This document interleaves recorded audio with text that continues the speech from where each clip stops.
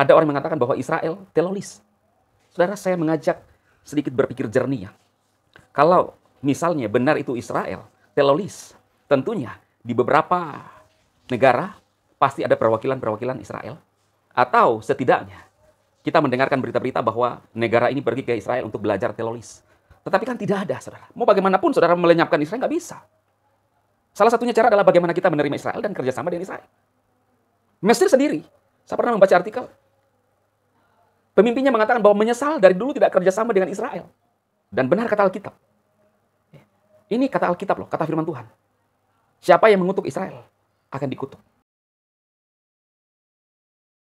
Ada 9 sanksi berat yang rawan diterima PSSI jika Indonesia gagal menggelar Piala Dunia U20 2023. Pertama, Indonesia akan dibekukan oleh FIFA. Kedua, Indonesia bisa dikecam oleh negara-negara lain karena tidak melaksanakan amanat FIFA.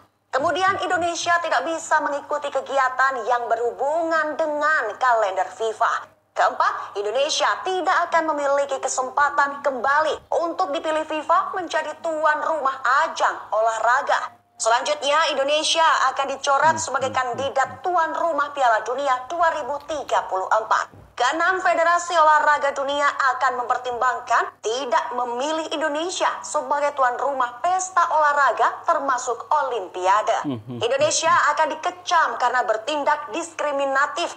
Pemain, pelatih, wasit, klub, dan masyarakat akan kehilangan mata pencaharian. Ada 9 sanksi berat yang... Wah, ngeri-ngeri sedap saudara mendengarkan kemungkinan yang akan menjadi sanksi bagi Indonesia dari FIFA ya. Hanya karena urusan-urusan bertindak diskriminatif ya. Apakah mungkin dicampur adukan dengan agama ya. Palestina dan Israel, padahal itu urusan kedua negara, saudaraku. Waduh, ini ngeri-ngeri sedap ya. Orang mengatakan bahwa Israel itu adalah teroris. Mungkin saudara yang sering melihat video saya ya, sedikit agak bosan ketika saya berkata bahwa siapa yang mengutuk Israel akan menerima hasil yang dia lakukan. Ya, menerima setimpal apa yang dilakukan. Karena kata Alkitab, siapa yang mengutuk bangsa Israel akan dikutuk, dan siapa yang memberkati bangsa Israel akan diberkati. Dan ini terbukti, saudaraku. Sanksi berat yang akan diterima oleh bangsa Indonesia hanya karena masalah urusan Palestina dan Israel. Orang menganggap bahwa ini adalah masalah agama, ini masalah wilayah perbatasan. Ada orang yang mengatakan bahwa Israel teroris. Saudara, saya mengajak sedikit berpikir jernih ya. Kalau misalnya benar itu Israel teroris, tentunya di beberapa negara pasti ada perwakilan-perwakilan Israel. Atau setidaknya kita mendengarkan berita-berita bahwa negara ini pergi ke Israel untuk belajar teroris. Tetapi kan tidak ada, saudara. Faktanya kalau kita lihat, Israel itu memberikan bantuan tsunami kepada bangsa Indonesia walaupun ditolak, sempat ditolak, saudara. Bahkan rela mencopot lambang negaranya, saudara, di pesawatnya demi menyalurkan bantuan. Saudara, kita harus tahu bahwa Israel itu adalah Israel yang mengasihi umat manusia. Dia tahu firman, dia tahu hukum Taurat, perintah dari Elohim sendiri, bahwa kasihilah sesamamu manusia. Ya, kalau misalnya itu terjadi perang antara Israel dan Palestina, itu urusan kedua negara, saudara. Pasti ada yang melatar belakangi. Beberapa hari yang lalu saya melihat serangan daripada Palestina ke Israel. Dan Perdana Menteri Israel mengatakan kita akan membalas. Berarti apa, saudara? Diserang terlebih dahulu. Ya. Kalau menurut saya, ya, janganlah kita mencampur adukan hubungan politik dengan olahraga.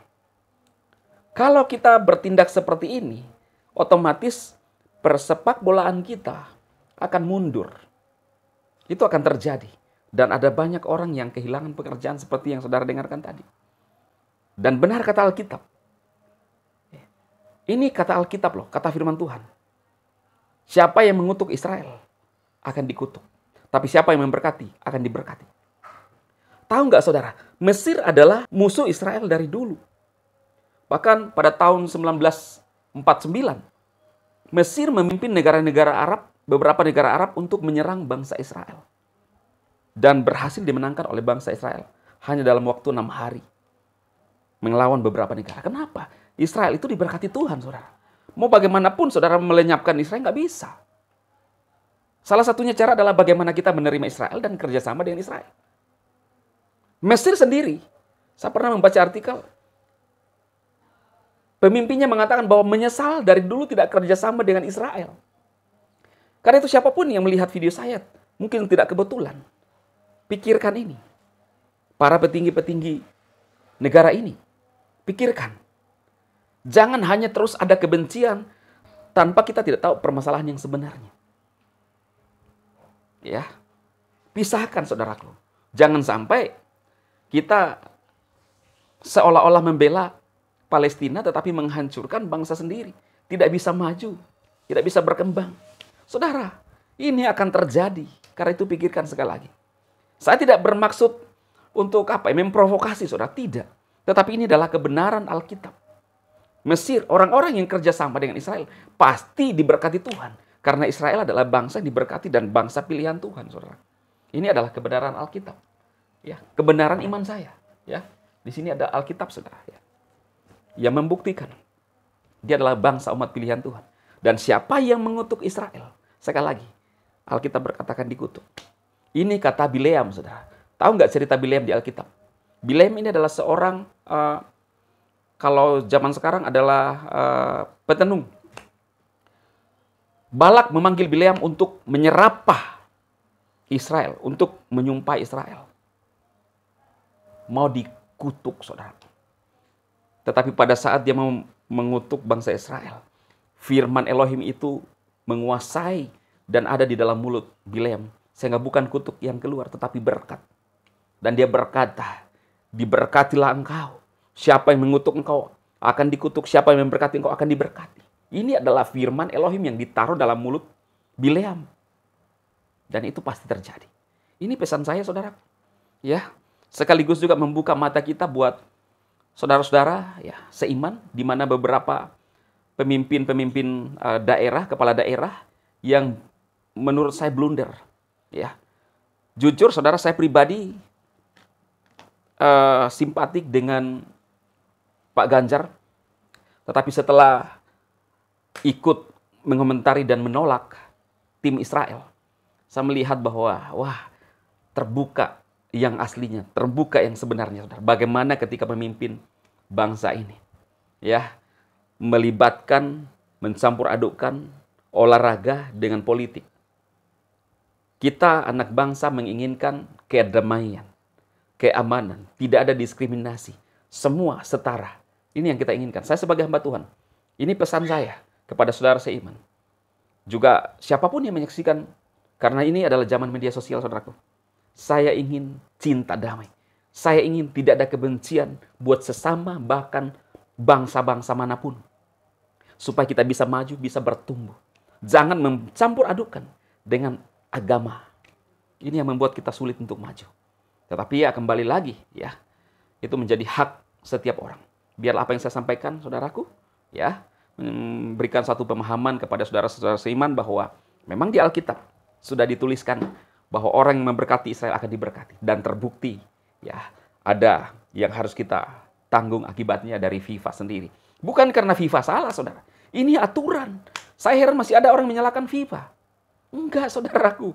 Ini aturan sepak bola dunia. Nggak bisa dicampur adukan. Mereka orang-orang profesional. Mereka ingin maju. Tetapi kita selalu baper. Ya, ini susah. Ya, salam waras. Salam NKRI.